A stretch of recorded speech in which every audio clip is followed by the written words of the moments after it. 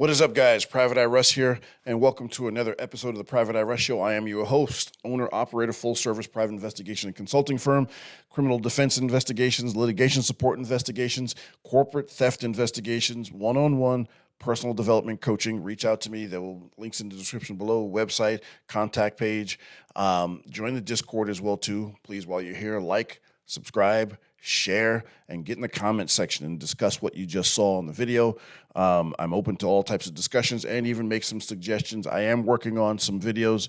I did record some videos about some corporate theft investigations, but I didn't like the way they came out. All right, and so those are longer form videos, and so if I'm not satisfied with them, I'm going to do them over, guys. I'm sorry. I don't want to put out sloppy work. Some of my earlier videos, maybe I'll react to some of those. Some of those are pretty bad, but you know, whatever. All right, so fair use. We're going to be reacting to this video. I guess there's a Operation New Beginnings crackdown on prostitution in Arizona.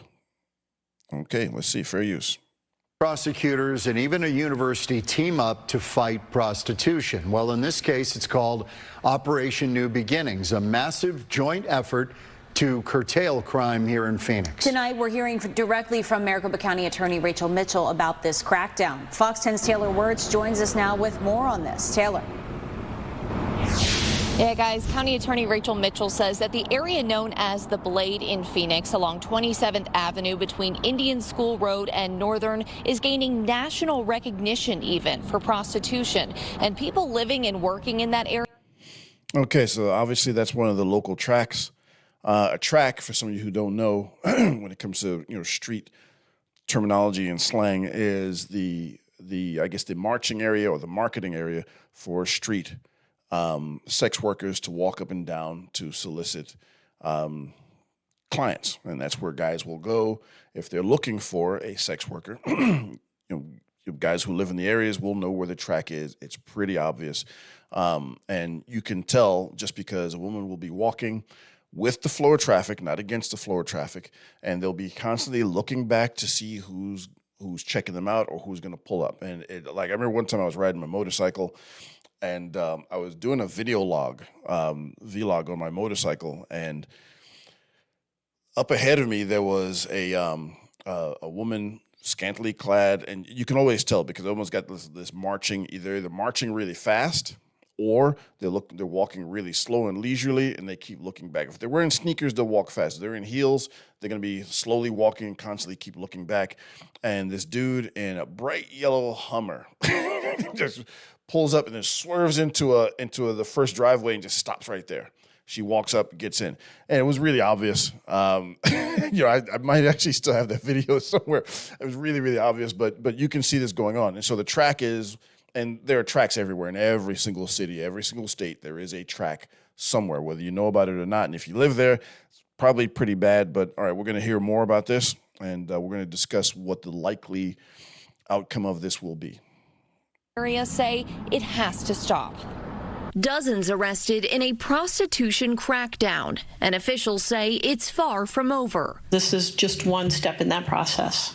Maricopa County Attorney Rachel Mitchell says Operation New Beginnings, a multi-agency effort involving GCU, Phoenix Police, the Maricopa County Sheriff's Office, and the County Attorney's Office, was long overdue. 27th Avenue is not just the main area in Phoenix, but it is actually gaining national recognition as one of the major tracks in the United States. Oh, you see that?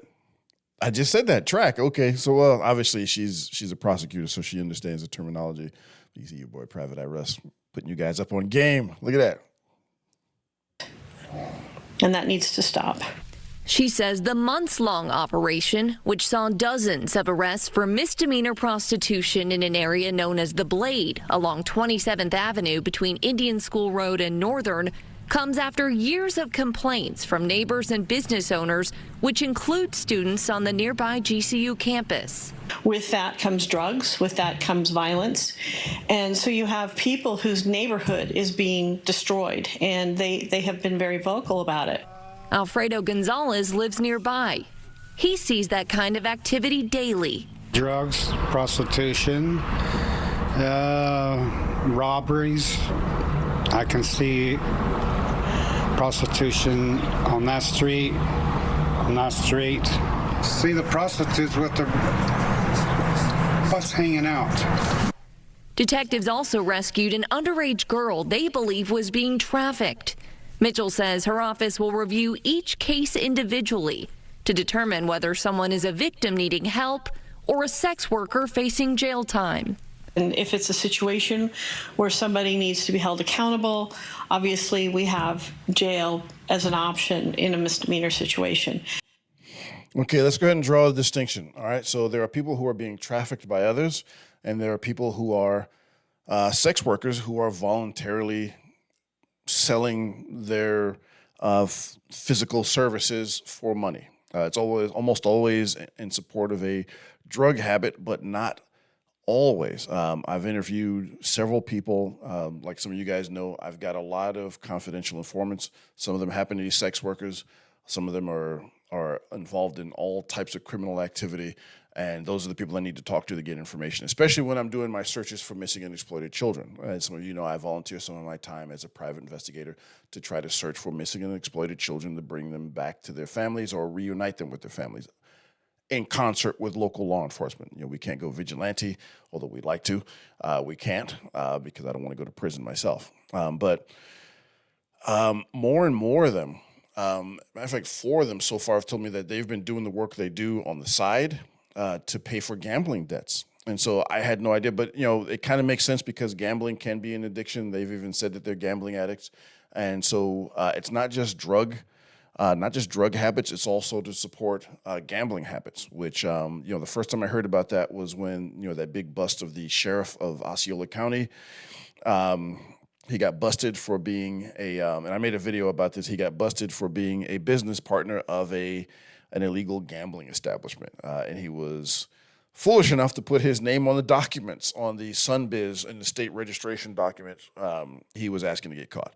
So, you know, it's not just that, it's also gambling debts, but there are people who are actually being forced to be trafficked, all right, who are, you know, not even maybe forced, but, you know, they have handlers who will control them through either they owe them money or they're supplying drugs for them, or there's, you know, just force, whatever it is, coercion. You'll see this with very, very young people, even underage people. They'll be kind of forced or driven into this. Years ago, people that did this sort of thing were called chicken hawks. Now they call them human traffickers. Don't know why. It almost sounds more legitimate, but you know, I prefer the term chicken hawk or pimp because that's exactly what they are. They're filthy. They're disgusting human being. It's pretty much human slavery. And so what they'll do is they'll give these people, whether young or older or whatever it might be, they will get them addicted to drugs of some sort. Typically, it used to be crack was the main thing because it was cheaper. Now it's opioids because they're even cheaper. And the opioid addiction is apparently, if not the strongest, one of the strongest addictions known to man. And so they'll give them the first one for free. Then if they want more, they've got to go to work. And then you know what that means. And then they go down that dark path. And so, but I also know women that are working because that's what they want to do. I've actually talked to them and said, you know, can't you do something else? And a bunch of them have said the same thing. You know, I could, but where can I make this kind of money? You know, one high-end CI of mine, she's making a ton of money. She said, look, I can make $1,500 a day to $5,000 every single day cash. And she was like, look, I work 4 or 5 days a week. How many people make that kind of money? And okay, fair enough. You know, now are they all making that kind of money? No, you've got to be on the really, really upper end of looks and physicality, bone structure, all the rest of that stuff. The rest of them are not going to make that. And so I think sometimes people get into this work because they think they're going to make the same money that some of these really high-end women will make. You know, a lot of them were models, and maybe one day we'll go into how some of them get into this sort of work, but a lot of them were models, some runway models. And no, I don't consider Instagram models the same as a runway model. That's 2 different types of modeling. But some of the Instagram models, they're for sale also. Please excuse the noise. Obviously, it's my dog. One of them anyway. They always wait until I'm recording to make noises. At least he's not cleaning his nether regions like he normally tries to do. I've had to restart videos because of him. Thank you, buddy. I appreciate it. Anyway, so because you guys don't want to hear that. You guys do not want to hear that. Trust me, I don't want to hear it. He's my dog. And so there's a bunch of different ways women and young men will be recruited into this work. And male models, same thing. Modeling agencies, acting agencies, so many different ways to recruit people into this sort of thing. And so there's a difference between someone being trafficked and someone being a worker themselves voluntarily. And it's about 50-50. So anyway, let's keep going. Fair use. If it's something where somebody has been victimized and needs services, there are other options as well. We don't. Okay, so, all right, so here's what's going to happen. Shout out to them. And here's what is going to happen. I know this is what's going to happen because I've seen it here in person. Everywhere else, this is exactly what happens. They'll make a big push, law enforcement will, to push all of this off the streets. It's not going to get rid of it. It's the world's oldest profession for a reason, after all. So here's what'll happen. Happen here in beautiful Central Florida. There's a road called Lee Road, just outside of Winter Park. I guess it is part of Winter Park, but it's unincorporated Winter Park, so it's Orange County that patrols that area.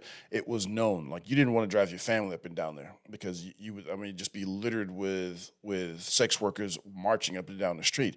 So they did a big push. They're all off the street now, but here's what they do. They move off and, to the streets that are adjacent, the hotels and motels and all the rest of these things in the low rent apartment complexes. And most of that business has gone online. Now, it used to be Backpage was the well-known thing, but there are so many of these sites. And no, I don't know these sites because I'm soliciting them. When you're looking for missing and exploited children, what people will do when they lure these children away is they will market them on these sites. They'll change their appearance. They'll market them on these sites. So one of the things a lot of guys will do is they'll start looking on these sites to see if any of these people on there have similar facial features, that sort of thing. But they'll do things like they'll put tattoos on them. They'll change their hair color, and then obviously the drug use and that lifestyle in general will literally seemingly drain the life out of these children. And so when we do search for them, it's literally almost like when you're doing search and rescue, you want to get there as quickly as possible. Right? So we'll go balls to the wall and try to pull out everything we can because we know we have a certain amount of time. That if we don't find these children, that they will disappear down a deep, dark hole that they may never be found again from. So then they may never be recovered, or if they are recovered, their life will never be the same. So anyway, like, subscribe, share, get in the comment section, join the Discord. I'm putting out another, I'm going to be putting out posts about different things a couple times a week, maybe 3 or 4 times a week, unless you guys increase the traffic, and then we'll give that more attention. So anyway, it's your boy Private Eye Russ. I will talk to you. Thank you so much for everybody who has liked, subscribed, and shared. Thank every single one of you who are absolute champions, and we're going to keep trying to grow this community. Let's add, we're at 1,300, I think, right now. Let's get to 1,500, and then try to grow and get to 2,000 eventually, and maybe even more. So I'll talk to you guys in the next one.